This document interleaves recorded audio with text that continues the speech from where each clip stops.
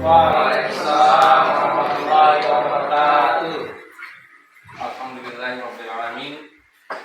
Wassalatu wassalamu ala asyrofil anbiya'i wal mursalin sayyidina Muhammadin wa ala alihi wa sahbihi ajmain. Amma ba'd. Yang saya hormati Bapak Kepala SMP Negeri 3 Barat. Yang saya hormati Bapak Wakil Kepala Sekolah SMP Negeri 3 Barat sekaligus menjadi selanjutnya sambutan dari Bapak Kepala SMP Negeri 3 Barat kepada yang terhormat dipersilakan. Assalamualaikum warahmatullahi wabarakatuh. Waalaikumsalam warahmatullahi wabarakatuh. Alhamdulillahilladzi arsala rasulahu bil huda wa dinil haq liyudhhirahu 'ala dini kullihi wa kafa billahi shahida. Asyhadu an la ilaha illallah wahdahu la syarika lah wa asyhadu anna Muhammadan abduhu wa rasuluh la nabiyya ba'da. Waqad qala Allah ta'ala fi kitabil karim. Bismillahirrahmanirrahim. Yarfa'illahu alladziina aamanu minkum walladziina utul ilma darajat. Sadaqallahul adzim. Yang saya hormati Bapak Ibu guru SMP 3 Al-Barat. Alhamdulillah pada kesempatan siang ini kita bisa berkumpul meskipun tidak semua untuk mengikuti kegiatan workshop sebagai prasyarat tagihan dari calon guru penggerak, dan ini harus dipenuhi mau tidak mau. Sebagai tagihan maka harus dilunasi. Ibaratnya hutang maka harus dibayar. Bapak Ibu yang saya hormati,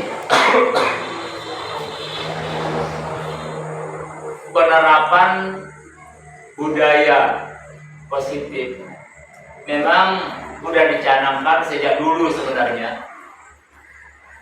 Kalau dahulu di masa-masa kita SD masih ada istilah PMP atau PPKN, tetapi sekarang penekanannya tidak lagi pada moralnya, karena dianggap PAI sudah cukup mewakili. Tetapi itu enggak benar, sebab penerapan budaya positif ini seharusnya semua mata pelajaran bisa menerapkan. Bukan sekadar di PPKN atau di PAI saja, bukan. Sehingga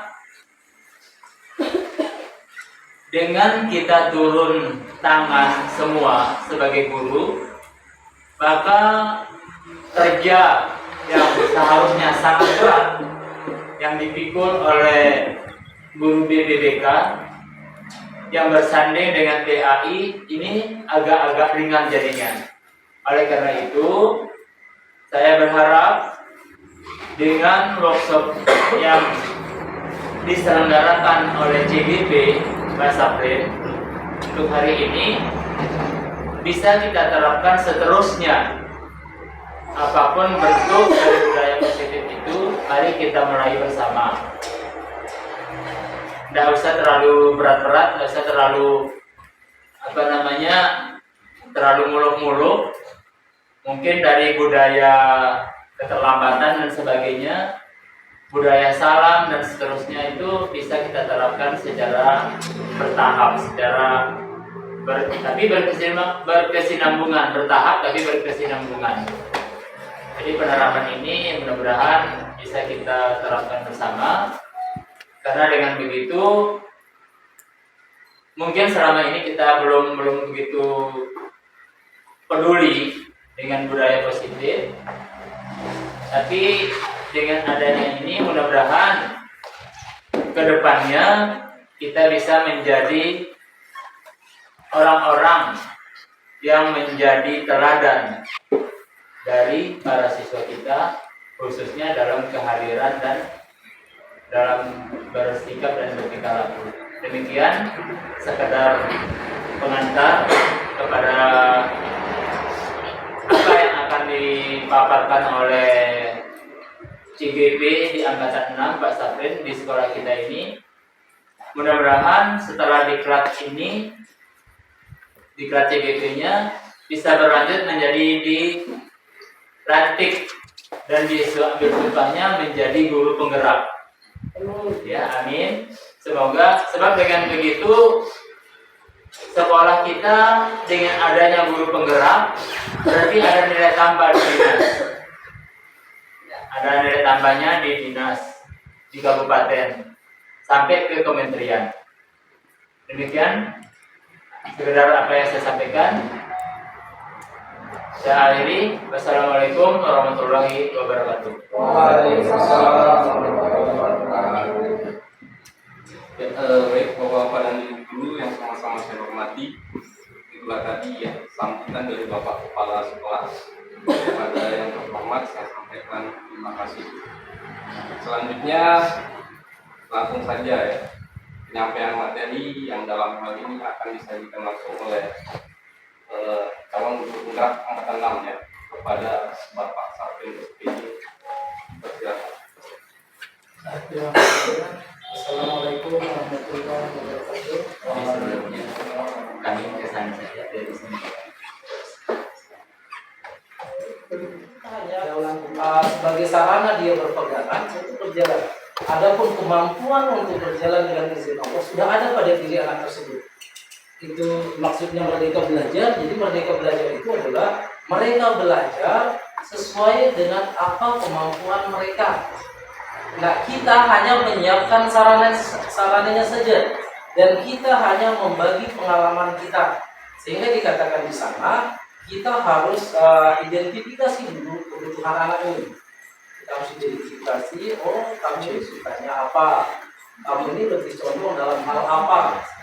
Nah, setelah itulah baru kita nanti bagi dia ke dalam program pembelajaran kita. Nanti akan mungkin kalau ada kesempatan akan saya jelaskan bagaimana membuat RPP berdiferensiasi itu ada kaitannya dengan ini. Ada kaitannya dengan ini. Jadi bagaimana kita namanya diferensiasi itu kalau kita beda-bedakan anak-anak ini sesuai dengan bakat dan minatnya, sesuai dengan kodrat alam dan kodrat zamannya.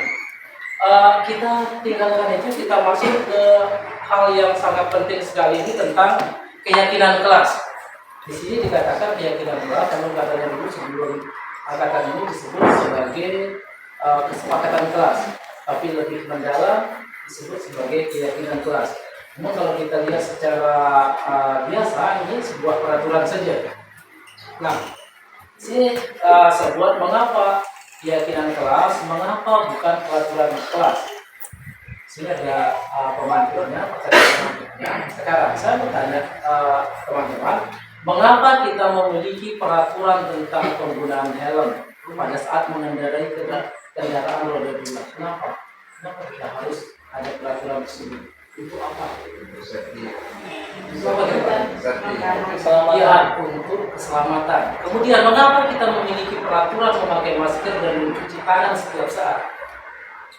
Untuk kesehatan. Untuk kesehatan. Nah, keselamatan dan kesehatan inilah yang disebut dengan keyakinan. Adapun peraturan itu oh, kamu harus pakai helm, tidak tangkap sama polisi.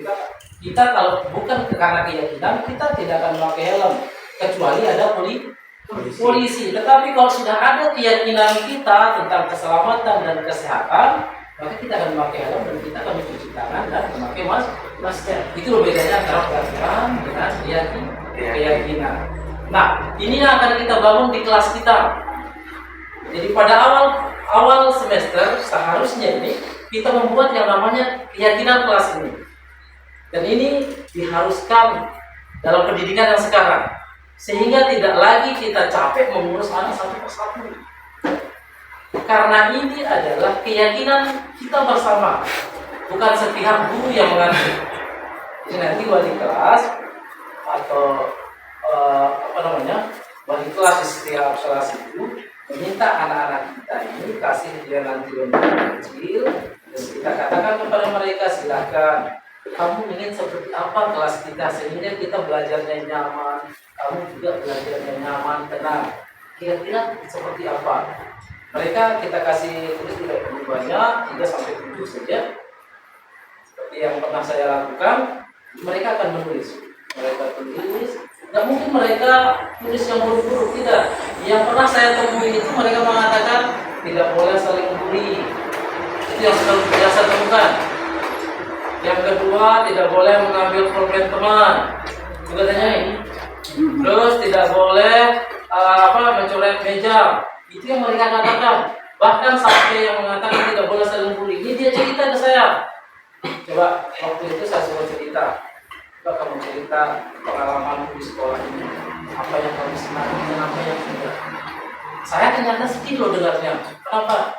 Dia mengatakan saya di sekolah ini sebenarnya males sekolah ini. Karena saya selalu sering dibully. Tapi karena ada guru yang tetap ngingetin saya jadinya sekolah. Itu katanya ya, di ini, yang kelas 91. Ternyata ada temannya, tiap dia masuk dia dibully. Nah, nyambung ke sini ke keyakinan kelas ini, setelah mereka masing-masing membuat yang mereka rasakan dan mereka yakini sendiri tentang keyakinan kelas ini, kita suruh tempel di kelas, di depan, satu persatu. Tempel, kalau ada 20 orang berarti 20 keyakinan. Setelah itu, kita suruh mereka baca di depan keyakinan ini, sehingga teman-teman mereka dengar. Ini sebagai penguatan ingatan mereka. Nah, setelah mereka baca di depan, baru kita kita perkecil dia, kita pilih yang mana kira-kira yang mendesak atau penting melihat kondisi sekolah kita. Karena kalau dia 7 masing-masing 7 kali sekian orang kan banyak ya. Nah, sehingga kita press dia maksimal 7. Nah, di keyakinan ini juga tidak boleh ada kata dilarang. Misalnya dilarang membuli teman. Ini namanya peraturan. Tapi lebih abstrak lagi, lebih mendalam lagi dengan mengatakan saling menghormati. Tidak boleh, katanya di sini membuat itu tidak boleh mengatakan dilarang. Tapi kita mengatakan saling menghormati. Misalnya dia suka ribut atau sering terlambat, maka di sana bukan dilarang terlambat ke sekolah, bukan, tetapi disiplin. Misalnya dia suka punya teman atau mengambil teman atau sejenisnya, maka kita sehingga tidak boleh kita mengatakan misalnya tidak boleh berbohong atau apa, tapi kita katakan jujur. Seperti yang pernah saya buat di sini. Nah, setelah kita press dan menjadi sekian, kita tulis besar dan kita bacakan bahwa ini adalah kesepakatan kita bersama dan ini harus dipatuhi. Dan itu bahasa kita. Setelah itu kita tempel di kelas tersebut. Nah, sehingga nanti ini dibuat dalam bentuk positif. Begitu dilakukan oleh semua warga kelas. Setelah kita tempel, mereka sudah yakini bahwa yang harus mereka lakukan seperti itu. Kita mungkin ada yang bertanya mengatakan, nanti kalau ada yang melanggar, bagaimana Pak? Nah, itulah nanti di akhir pembicaraan kita di sini akan menjelaskan. Seandainya ada yang melanggar, sudah ada standar kita mengambil keputusan. Sudah ada standar kita. Standar kita mana? Dasar kita mana? Keyakinan kelas yang sudah kita sepakati. Itu sehingga terciptalah disiplin positif di kelas tersebut. Dan nanti akan berkembang menjadi disiplin kita di sekolah. Dan selanjutnya ini adalah konsep disiplin dengan identitas gagal. Lanjut dengan kaitannya tadi, setelah kita membuat keyakinan kelas itu, Ini dia jika nanti ada yang melanggar konsep disiplin dengan identitas gagal. Nah, dikatakan disiplin dengan identitas gagal jika kita anak melanggar kita hukum. Jika kita memberikan mereka hukuman, di sini dikatakan bahwa ini adalah konsep disiplin dengan identitas gagal. Kenapa? Karena hukuman itu pertama menyakitkan, yang kedua tidak nyaman, kemudian akan membuat anak-anak itu takut. Ini sifatnya memaksa. Karena sekali lagi yang namanya hukuman dijelaskan. Setelah saya pelajari, ternyata hukuman itu adalah memberikan sesuatu konsekuensi tanpa disepakati. Tetapi kalau konsekuensi tidak kita sepakati, nanti kalau kamu melanggar ini, kamu akan begini. Nah, nanti kita lakukan itu disebut dengan konsekuensi. Namun ada pun hukuman tidak pernah kita sepakati sebelumnya dengan orang yang memberikan hukuman. Dia bersalah, kita hukum. Seperti itu. Kemudian efeknya kalau kita menghukum itu adalah anak-anak ini akan memberikan kesalahan, mereka akan sama sembunyikan, mereka takut dihukum. Dan kemudian anak yang kita hukum itu akan menjadi rendah diri. Konsep disiplin identitas gagal yang kedua itu adalah penghargaan. Seperti ada kaitannya yang saya katakan tadi itu, karena ini tidak efektif, ini akan merusak hubungan karena akan ada rasa iri dari anak yang tidak mendapatkan penghargaan ini. Kemudian di sini dikatakan juga mematikan kreativitas. Wah, dia sudah pintar, saya begini sudah gitu. Ini yang dimaksudkan seperti itu. Kemudian memberikan ranking itu juga katanya menghukum dengan sistem ranking, itu masuk hukuman. Katanya saya belum mendalami tentang ini. Kemudian penghargaan ini juga merampas hak menghargai dirinya. Kenapa? Dia tidak bangga dengan dirinya yang bisa, tetapi dia bangga karena dia mendapatkan penghargaan atau hadiah. Iya, walaupun permen. Jadi dia. Nah, yang dikatakan konsep disiplin dengan identitas sukses itu di sini dikatakan konsekuensi. Seperti tadi ada perjanjian kita, kalau kamu begini, kamu akan diberikan. Nah, ini pemuatannya jangka pendek. Kenapa? Kalau tidak ada kita, mereka akan melanggar. Tapi kalau ada kita, dia tidak melanggar.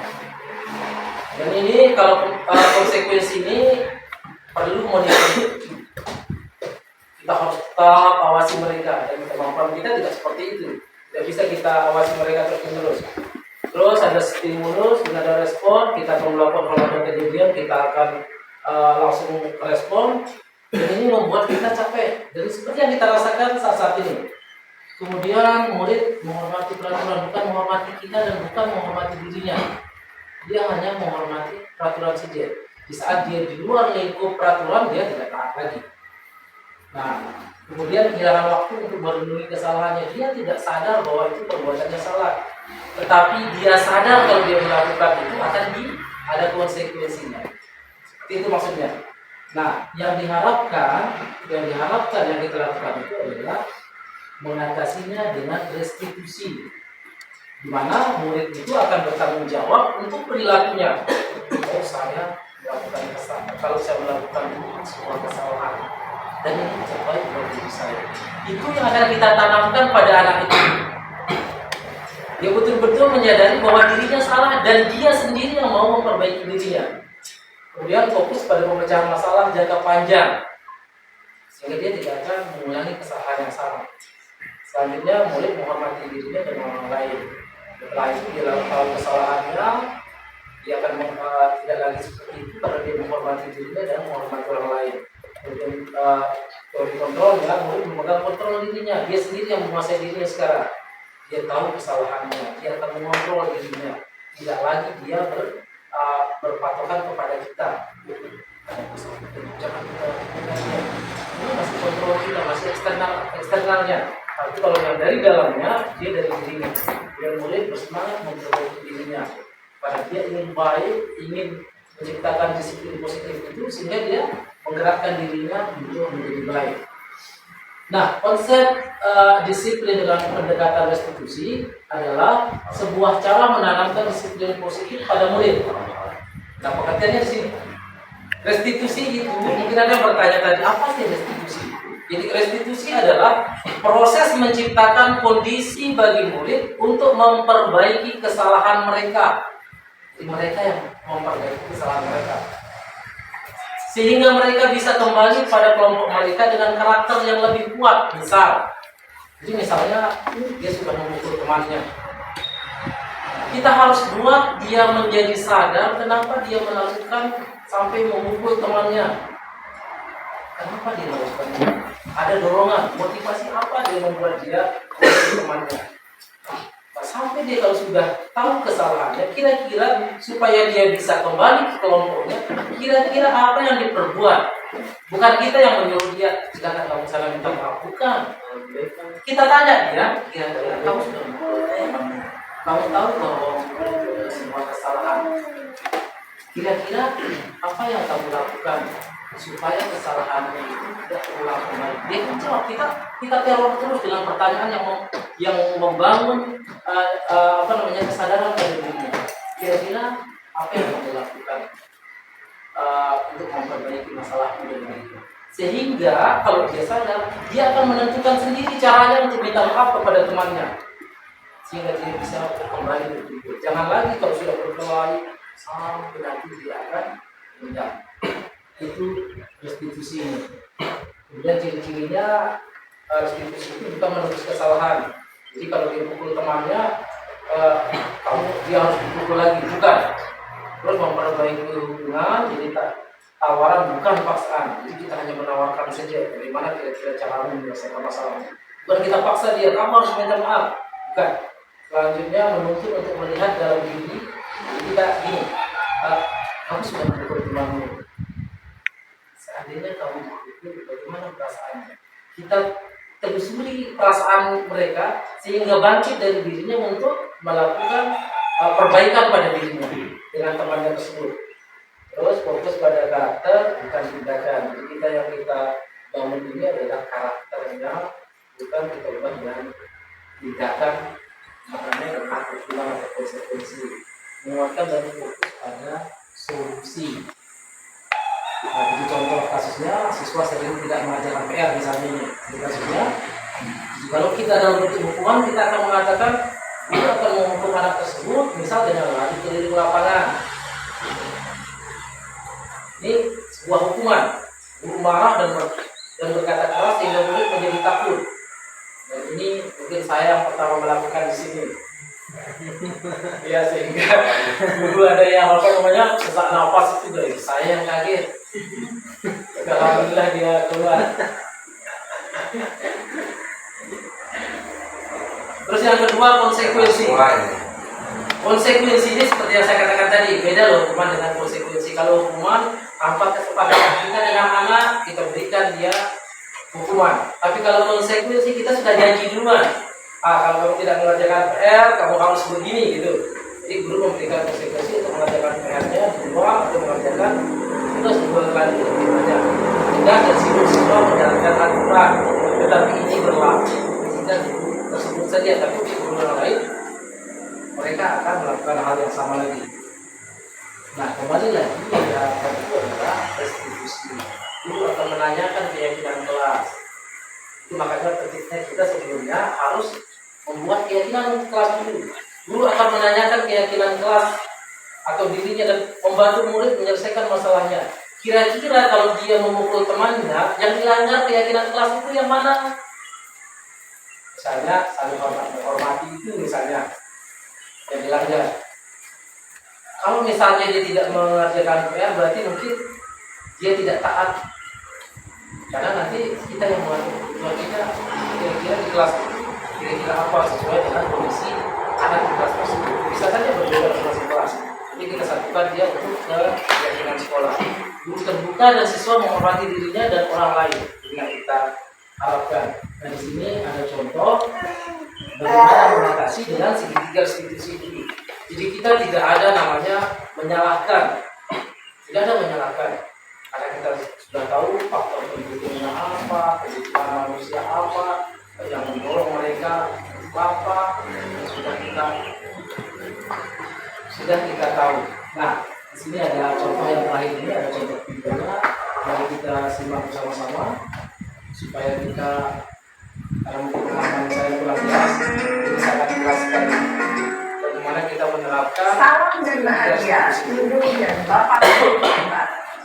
Pada video kali ini kita akan membahas tentang salah satu program disiplin positif yang diterapkan di lingkungan sekolah yang dikenal dengan nama restitusi.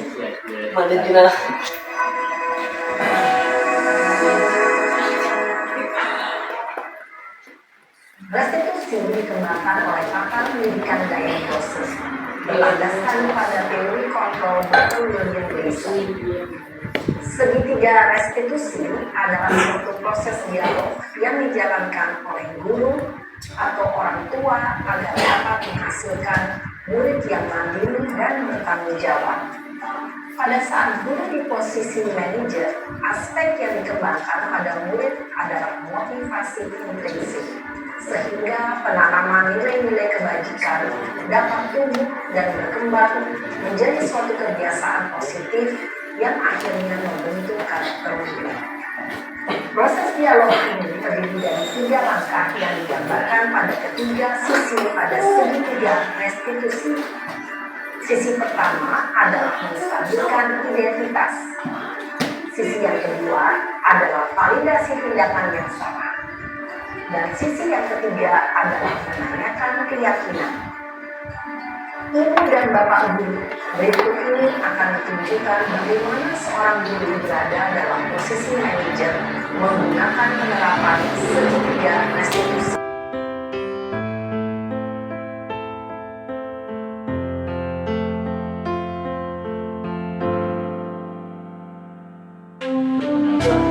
Nama saya Haji Yedi Huryadi, SPD INA, Kepala SMP Negeri 3 Alas Barat.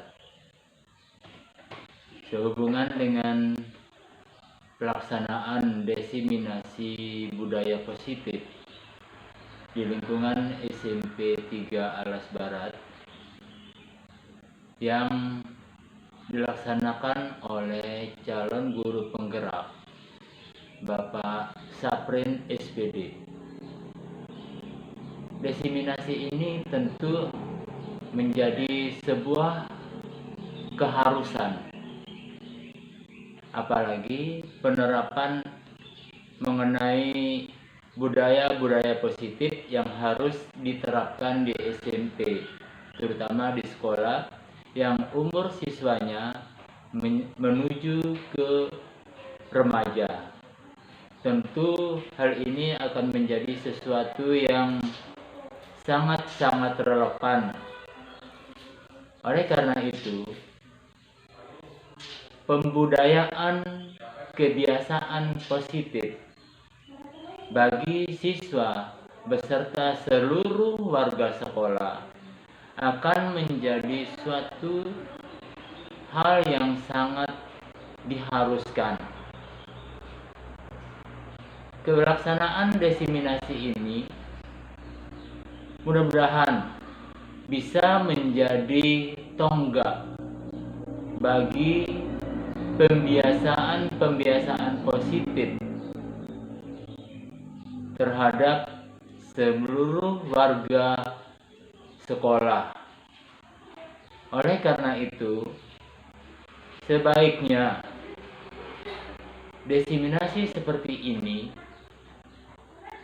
bisa dilaksanakan bukan hanya sekali, tapi mungkin bisa dilaksanakan setiap awal tahun pelajaran atau dilaksanakan di akhir tahun pelajaran sebagai bahan evaluasi pelaksanaan dan penerapan budaya positif di lingkungan sekolah.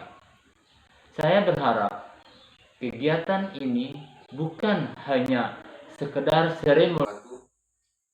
Nama saya Hizbullah, saya salah satu guru di SMP Negeri 3 Alas Barat, Kabupaten Sumbawa. Setelah saya mengikuti kegiatan workshop diseminasi budaya positif yang telah disampaikan oleh Bapak Saprin SPD selaku calon guru penggerak angkatan ke-6 tahun 2022.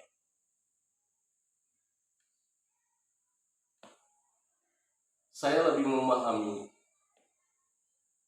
bagaimana cara menciptakan dan meningkatkan budaya positif di dalam lingkungan sekolah, terutama berkaitan dengan menyusun keyakinan kelas,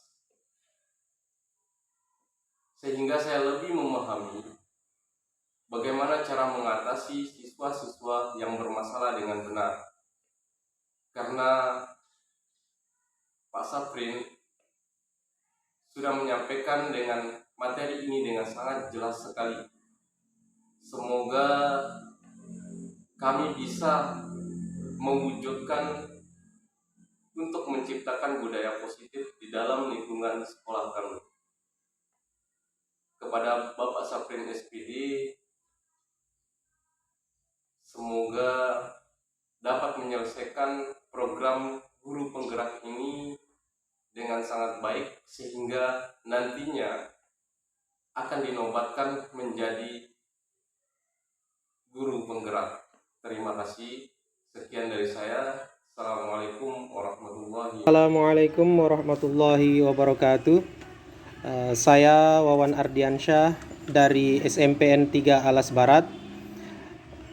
Saya mengucapkan terima kasih kepada Pak Saprin SPD yang telah melakukan diseminasi budaya positif kepada kami di sekolah SMPN 3 Alas Barat. Materinya sangat menarik dan sangat penting untuk dipelajari agar bisa diterapkan di sekolah kami, dan penyampaiannya juga sangat jelas dan kami semua bisa mengerti dengan baik. Kami berharap kedepannya ada lagi diseminasi seperti ini. Maju terus Pak Saprin, semoga bisa mengikuti program guru penggerak sampai dengan selesai. Semangat. Assalamualaikum warahmatullahi wabarakatuh.